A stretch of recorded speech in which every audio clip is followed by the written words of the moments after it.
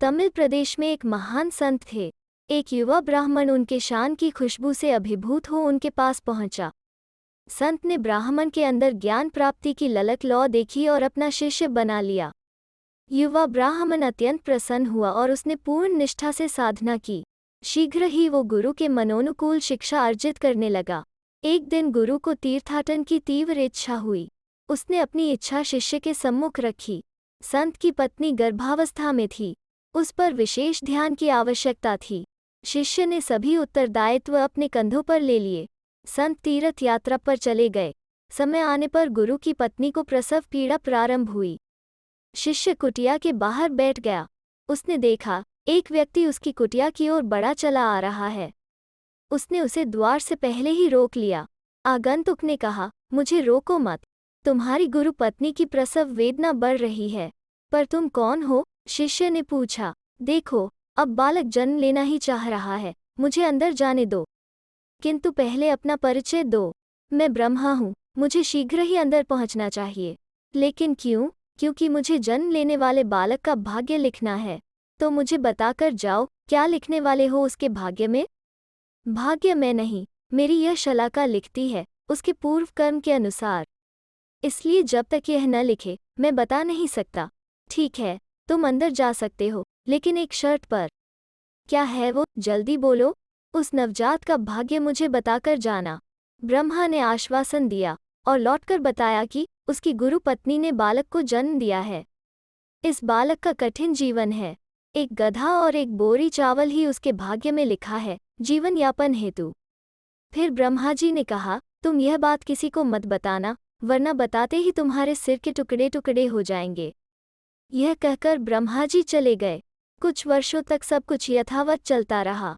शिष्य की साधना बढ़ती गई। पुनः गुरुजी को तीर्थाटन की इच्छा हुई। इस बार भी उनकी पत्नी गर्भवती थी। प्रसव का समय आया।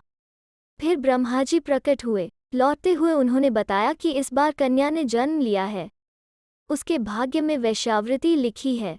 शरीर बेचकर ही उसका जीवन यापन होगा। ब्रह्मा जी ने पुनः उसे चेतावनी दी कि वो यह बात भी किसी से न कहे, अन्यथा उसके सिर के टुकड़े टुकड़े हो जाएंगे। शिष्य ने सोचा, कितने महान संत की संतान, किंतु भाग्य ऐसा। फिर यह सोचकर मन को संतुष्टि दी कि पूर्व जन्मों का कर्मफल भोगना ही पड़ता है। कालचक्र रुकता नहीं। ब्राह्मण की शिक्षा पूर्ण हुई। वो भ्रमण को निकल गया। वर्ष पर वर्ष बीतते गए। इसी बीच गुरु तथा उनकी पत्नी दोनों परलोकवासी हो गए। भ्रमण करते करते एक दिन वो ब्राह्मण एक नगर पहुंचा। उसने देखा एक युवक गधे पर बोझा ढोकर मजदूरी कर रहा है। शक्ल पहचानी सी लगी। वो युवक के पास गए और गुरु का नाम लेकर पूछा कि वो उनका ही पुत्र है। युवक संकोच में पड़ा। तब ब्राह्मण ने अपना परिचय दिया। युवक उन्हें अपने घर ले गया। घर पहुंचकर युवक ने ब्राह्मण को अपनी कठिनाइयों से अवगत कराया। ब्राह्मण ने कहा, चूंकि तुम मेरे गुरु के पुत्र हो, मैं तुम्हारी सहायता करूंगा, पर जैसे मैं कहूँ वैसा ही करना। युवक ने हामी भरी। इतने में युवक की पत्नी ने ब्राह्मण के समक्ष जल प्रस्तुत किया। ब्राह्मण ने कहा, कल प्रातः होते ही तुम अपना गधा बेच आओ और एक बोरी चावल तथा अन्य खाद्य सामग्री खरीद लाओ। फिर अपने परिवार के लिए सुबह शाम मात्र के लिए चावल रखकर शेष चावलों से यहाँ के उच्च कोटि के सभी ब्राह्मणों को आमंत्रित कर शाम को भोजन करा दो। लेकिन याद रखना, चावल की बोरी बिल्कुल खाली हो जानी चाहिए। एक दाना भी शेष नहीं रहना चाहिए।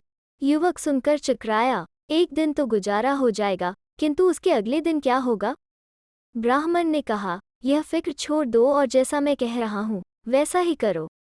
युवक ने अपनी पत्नी से सलाह की।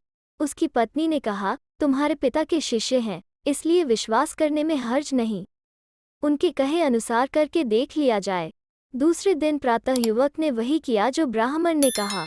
शाम को करीब 50 ब्राह्मणों ने भोजन किया। वे तृप्त हुए और युवक को आशीर्वाद दिया। अब घर में न तो चावल था, न गधा ही, जिसके सहारे जैसे जैसे आजीविका चल रही थी। युवक को इस चिंता में नींद ही नहीं आई।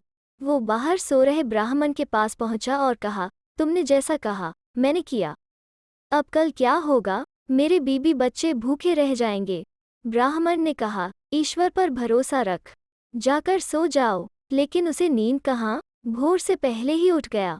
सीधे गधा बांधने के स्थान की ओर चला। फिर रास्ते में ही रुक गया, यह सोचकर कि गधा तो उसने कल बेच दिया था, अब वहाँ कौन होगा। लेकिन जैसे ही लौटने लगा उसे लगा वहाँ कोई है, क्योंकि अंधेरा था, स्पष्ट दिख नहीं रहा था। वो घर आ गया, मुंह धोया और दीपक लेकर वापस लौटा तो देखा खूंटे पर गधा बंधा है और उसके पास ही चावल का एक बोरा रखा है। उसकी खुशी का ठिकाना नहीं रहा। उसने तुरंत ब्राह्मण को जाकर बताया। ब्राह्मण खुश हुए कि उनकी तरकीब काम आ गई। उसने उस युवक से कहा, आज भी वैसा ही करो जैसा कल किया था। युवक पसोपेश में पड़ा। ब्राह्मण ने कहा, मेरा कहाँ मानने में क्या आपत्ति। युवक ने फिर से वैसा ही किया। अब वो हर रोज गधा बेच देता और ब्राह्मणों को भरपेट भोजन कराकर चावल की बोरी खाली कर देता। ब्राह्मण ने देखा और सोचा, वो जो चाहता था वैसा ही हो रहा है। ब्राह्मणों को भोजन कराकर युवक अपने पूर्व कर्मों का न केवल फल काट रहा है, अपितु अगले जन्म के लिए पुण्य भी अर्जित कर रहा है। अब उसका जीवन स्थिर हो रहा है, अतः मुझे चलना चाहिए। उसने युवक से अपने प्रस्थान के बाबत कहा और उसकी बहन के बारे में पूछा। युवक पहले तो सकुचाया, फिर उस नगर का नाम बताकर पता दे दिया जहां वो वेश्यावृत्ति करके अपना जीवन यापन कर रही थी। युवक के अंतर्मन ने उससे कहा, अब शायद तुम्हारी बहन का जीवन भी सुधर जाए। ब्राह्मण ने कहा, ठीक है, मैं चलता हूँ, लेकिन देखो जैसे मैंने कहा है, जीवन भर ऐसा ही करते चलना, कोई कठिनाई नहीं होगी जीवन में। युवक और उसकी पत्नी ने श्रद्धापूर्वक उसे प्रणाम किया। ब्राह्मण अब उस नगर की ओर चल पड़ा जहां उसकी गुरुपुत्री अभिशप्त जीवन जीने को विवश थी।